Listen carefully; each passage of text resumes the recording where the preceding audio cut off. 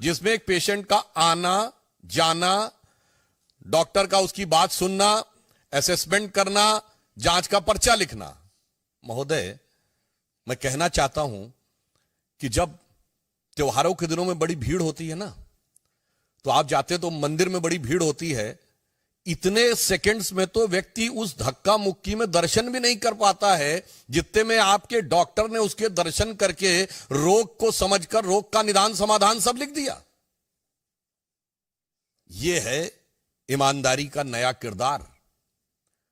और टेक्निकली मैं पूछना चाहता हूं, यह वो सरकार है ना जिसने कहा था कि हम सीसीटीवी का पूरा जाल बिछा देंगे दिल्ली में, तो मोहल्ला क्लिनिक्स में सीसीटीवी है कि नहीं? और अगर हैं तो उन मोहल्ला क्लिनिक में उस डेट की सीसीटीवी फुटेज दिखाइए कि 533 लोग कहां लाइन लगाए हुए थे, क्योंकि मोहल्ला क्लिनिक तो छोटी छोटी स्पेसेस में है ना। तो 533 लोग अगर आए तो सीसीटीवी फुटेज में होना चाहिए ना। बस यही सब चीजें हैं जिसकी वजह से जांच की आंच से घबरा रहे हैं। और इसमें जो प्रोसीडिंग्स में बात आई है, मैं कोट करना चाहता हूं कि नेसेसरी डिसिप्लिन प्रोसीडिंग्स में be initiated against the project director OLS outsource lab services. महत्वपूर्ण बात यह है कि यह सरकारी एजेंसी नहीं कर रही है, यह सब आउटसोर्स है, यानी प्राइवेट एजेंसीज को जांच दे रखी है।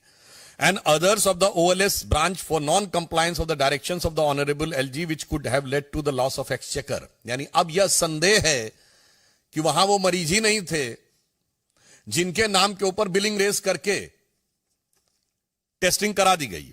A detailed vigilance inquiry may be conducted to bring out the quantum of loss of the exchequer to the collusion of the director and support staff with the private agencies. अब जो उपराज्यपाल महोदय ने ये लिखा है और ये अब पब्लिक डोमेन में है मीडिया में, उसके बिंदु क्रमांक 33 पे देखें तो लिखा हुआ tens of thousands of tests were recommended prima facie to the ghost patient, यानी जिनका अस्तित्व ही नहीं था। यही अंतर है। हमारे प्रधानमंत्री श्री नरेंद्र मोदी जी के द्वारा हर चीज डिजिटली ट्रांसफर होती है, इसीलिए ये लोग आधार का भी विरोध करते थे, क्योंकि यदि व्यक्ति का आधार कार्ड है और डिजिटली उसके अकाउंट में ट्रांसफर हो रहा है तो उसमें किसी भी प्रकार का झोल होने की संभावना नहीं है। पर यहां पर फिर empirical data proving entry of the fake mobile numbers, blank mobile numbers of the fictitious patients, fake attendance of the doctors and fictitious data of the patient established with the widespread corruption, manipulation of the documents, forgery of the record with the sole intention to loot the government exchequer and extended under the benefit of the private parties operating at AAMC as well as the dispensaries, polyclinic and hospitals of the Delhi government. यानी अब ये बहुत साफ हो गया कि पहले आपने मोहल्ला क्लिनिक बनाई, फिर उसमें जांच, पहले मामूली जांच होती थी, फिर बड़ी जांच की व्यवस्था की, फिर वो सब आउटसोर्स कर दी। यानी कुछ कुछ वैसा ही जैसा शराब घोटाले में हुआ था, कदम कदम रफ्ता रफ्ता बढ़ाते हुए, और फिर उसमें फेक पेशेंट्स और फेक बिल रेस करने की बातें मीडिया में आ रही हैं। यानी अभी तक तो दारू का घोटाला था, अब दवा का घोटाला भी हो गया। यानी दवा और दारू दोनों में घोटाला करके कौन दिखा रहा है? स्वघोषित भारत रत्न विभूषित, जिन्होंने अपने को ही भारत रत्न दे रखा है, कट्टर ईमानदारी का। तो मैं कह सकता हूं कि विपश्यना के ध्यान से लेकर और चुनाव प्रचार तक की समस्त नाटकीयता के मध्य कट्टर ईमानदारी का यह किरदार पूरी तरीके से तार तार हो गया है। अब हम यह भी कहना चाहते हैं कि आज वो कहने का प्रयास कर रहे हैं, अभी उन्होंने प्रेस कॉन्फ्रेंस में कहा कि वो सीबीआई से सवाल पूछ रहे हैं। साहब, बवाली अब सवाली बन गए, जिन्होंने राजनीति की शुरुआत ही, अब ये मैं बवाली शब्द ऐसे नहीं कह रहा हूं, ये बताइए, आप सबने देखा था ना कि सीढ़ी लगाकर तार काट रहे थे, यह नेता का किरदार है। 26 जनवरी के दिन धरना कर रहे थे, यह जिम्मेदार राजनीतिक व्यक्तित्व का किरदार है।